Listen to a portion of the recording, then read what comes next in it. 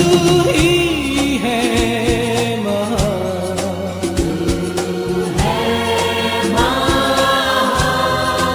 सिर्फ तू और कोई नहीं। प्रभु मैं तुझसे प्यार करूं। Praise the lord, shalom. प्रभु यीशु मसीह के नाम से फेथ लैब एवेंजेलिकल मिनिस्ट्री फ्लम प्रेयर सेंटर दैनिक परमेश्वर के प्रेरणा का वचन के माध्यम से डिवाइन नेचर ईश्वरीय स्वभाव में आप सबको जय मसीह की, आप सबको स्वागत है। आज भी हम लोग इसी सप्ताह पूरा हम ईश्वरीय स्वभाव के बारे में कई बातें हम सीख के आए। परमेश्वर में तरह तरह की चीज़ों के द्वारा हमें आशीष किए और हमें परमेश्वर को सी पहचान के द्वारा बढ़ने के लिए हमें उसके सद्गुण के अनुसार जो बुलाया प्रभु ने, वो बहुत बहुमूल्य, बहुत बड़ी आज्ञा, बड़ी प्रतिज्ञा हमारे लिए दी है। तो हमें इस संसार की बुरी अभिलाषा से जो होती है उससे छुट करके ईश्वरीय स्वभाव में हमें सहभागी होना है। तो ईश्वरीय स्वभाव में बढ़ने के लिए कल हम देख रहे थे विश्वास बहुत जरूरी है। यत्न करके अपने विश्वास को मजबूत करना है और उस विश्वास पर हमें चलना है।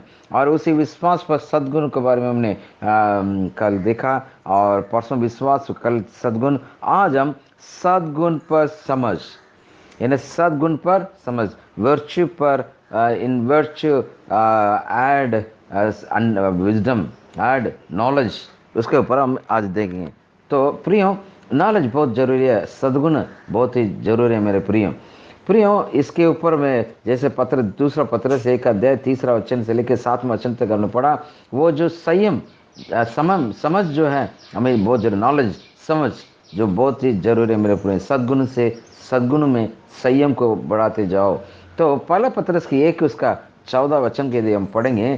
तो ये जो समझ जो है वो हमारे जीवन में क्यों ऐसे, मतलब वो पहले हम कौन थे उसके समझ में था कि नहीं है, यहाँ पर बता रहा है पहला पत्रस की किताब 1 अध्याय उसके 14 वचन में कि आज्ञाकारी पालकों के समान अपने अज्ञानता के समय की पुराने अभिलाषा के सदस्य ना बनो। यानी हम पहले अज्ञानता में थे, उसके समय पर हमें ये समझ नहीं था और उस वक्त हमारे अंदर ये जानकारी नहीं थी। हमारे पुराने अभिलाषा के सदस्य हमें नहीं बनना है, हम पहले ऐसे थे। तो एफिसी क्या बोल रहे हैं, एफिसी में आप देखेंगे कि इस प्रकार से लिखा हुआ एफिसी के अंदर कि मैं आपके लिए पढ़ता हूँ, बड़ी ध्यान से सुनिएगा कि 4 अध्याय उसके 17 और 18 में इस प्रकार से लगे। इसलिए मैं ये कहता हूँ कि और प्रभु में आग्रह करता हूँ कि जैसे अन्य जाति के लोग अपने मन के अनर्थ रीति पर चलते हैं, तुम अभी फिर ऐसा ना चलो,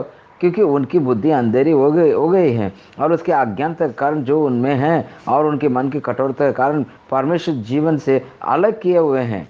मेरे प्रियो, यहाँ पर ये पौलुस बताता है अज्ञानता में हम कैसे थे, अंधकार में किस प्रकार से हम चलते थे और हमें अनंत रीति से हम चलते थे। तो अभी तो हमें जो अज्ञानता के समय से हम वो करके समझ के समय पर आ गए, परमेश्वर ज्ञान के, बुद्धि के और परमेश्वर के नॉलेज में हम आ चुके हैं। तो हमें किस प्रकार के जीवन जीना चाहिए ऐसे करके, इसलिए यूहन्ना के बारे में हम पढ़ते वक्त यूहन्ना में कहते हैं प्रभु यीशु मसीह की जो प्रार्थना थी, 17 अध्याय का, यूहन्ना 17 का 17, उनकी प्रार्थना क्या है, सत्य के द्वारा उन्हें पवित्र कर, तेरा वचन सत्य है। तो इस प्रकार से कहते हैं कि इन्हें पवित्र कर करके हमारे लिए प्रार्थना की थी।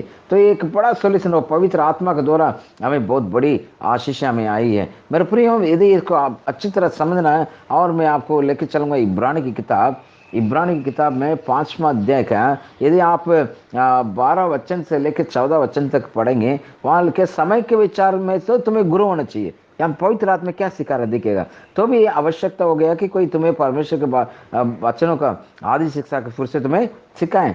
मतलब हमें परमेश्वर का उस ज्ञान में, उस समझ में हमें आगे बढ़ना जरूरी है। इसी के पौलुस कहता है कोलोस्सी के पत्री में, पौलुस किस प्रकार से कहता है, कोलोस्सी के पत्री का 1 अध्याय उसका 9 से लेकर 12 वचन तक यदि पढ़ेंगे, वहाँ कहता है कि आप बड़ी ध्यान से सुनिएगा। इसलिए जिस दिन से ये सुना है, हम भी तुम्हारे लिए प्रार्थना और विनती करने नहीं छोड़ें, यानी आत्मिक विनती करना नहीं छोड़ें।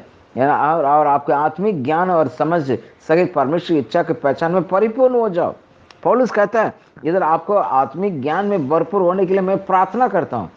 और इब्रानी किताब में कहते हैं क्या तुम अभी भी अभी आपको तो अभी शिक्षक बनना चाहिए। इसका मतलब नॉलेज यानी समझ जो है हमारे लिए बहुत ही जरूरी है। तो अभी हम समझ का बहुत जरूरी है। इस समझ में दो प्रकार की बातें हैं समझ के अंदर। पहले फॉल्स यानी गलत है, दूसरा सही। इसी के लिए पहला दूसरा पतरस का यहाँ पर बहुत क्लियरली पतरस बता रहे हैं। दूसरा पतरस का दूसरा अध्याय का आप 1 से लेकर 3 वचन तक आप पढ़ेंगे, वहाँ कई बातें कह रहे हैं। जिस प्रकार उन लोगों ने झूठे भविष्यवक्ता में थे, उसी प्रकार तुम भी झूठे उपदेशक होंगे और नाश करने वाले पाखंड का उपदेश छिपा कर करेंगे और स्वामी उसने मोल लिया इनकार करेंगे और अपने आप को शीघ्र विनाश के डाल देंगे। बहुत से उनको समान लुस्पन करेंगे। ने यहाँ पर एक फॉल्स टीचिंग के बारे में बता रहे हैं। और 17 और 18 वचन में देखेंगे ये लोग सूखे कुएं हैं, आंधी किससे उड़ाए जाए, वो उड़ाए हुए बादल हैं, उनके आनंद आनंद अंधकार ठहराए। वे व्यर्थ घमंड की बातें करते लुचपन के कामों के द्वारा उन लोगों के शारीरिक अभिलाषों में फंसे लेते हैं और भटके हुए में से अभी निकले।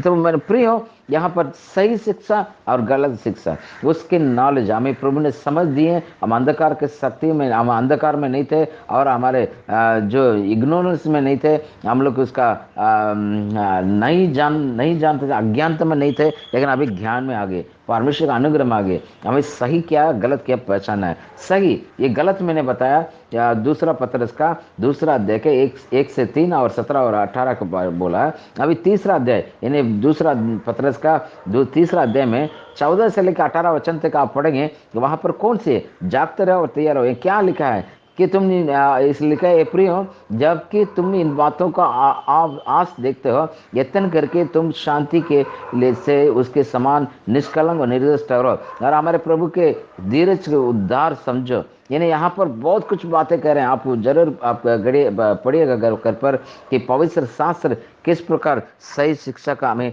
बता रहा, हमें चलना है उसके ऊपर बता रहा है। प्रियो ये नॉलेज यानी समझ बहुत जरूरी है, ये बहुत ही एसेंशियल है, बहुत आवश्यक है। ये यदि ये हमारे मसीह जीवन के लिए परमेश्वर का बाइबल का नॉलेज बहुत जरूरी है। उस नॉलेज को क्या करना है उसका आपके इस प्रकार का आपको समझ के अपने जीवन में लीजिएगा, ताकि आप कई प्रकार के गलत शिक्षाओं को, गलत बातों के ऊपर से आप अपने आप को बचा सकते हैं और सच्चे परमेश्वर के वचन में आगे बढ़ सकें। ऐसे परमेश्वर आपका अनुग्रह करें, ऐसे प्रभु पूर्ण रूप से बुद्धि ज्ञान से भरपूर करें, ये मेरी प्रार्थना है। तो मेरे प्रियो, आज मैं आपको समझ के बारे में बताया, ये समझ बहुत जरूरी है। तो उस समझ में आगे बढ़ेंगे, परमेश्वर में आशीष करें। प्रभु जी धन्यवाद देते हैं सुंदर समय के लिए। आज के वचन के द्वारा प्रत्येक आप आशीष किए हैं। प्रभु जी समझ क्या है, अंधकार में और अज्ञानता में क्या था, अभी हम कौन है, अभी ज्योति का संतान है, किस प्रकार का हमें शिक्षा में चलना है और जो फॉल्स यानी गलत शिक्षा है उसको छोड़ के सही शिक्षा में चलने में मदद करिए बोलते हुए यीशु के नाम से प्रार्थना मांगते हैं। थैंक यू, आमीन। प्रभु आप सबको आशीष करें, परमेश्वर का अनुग्रह बहुत ऐसे। धन्यवाद।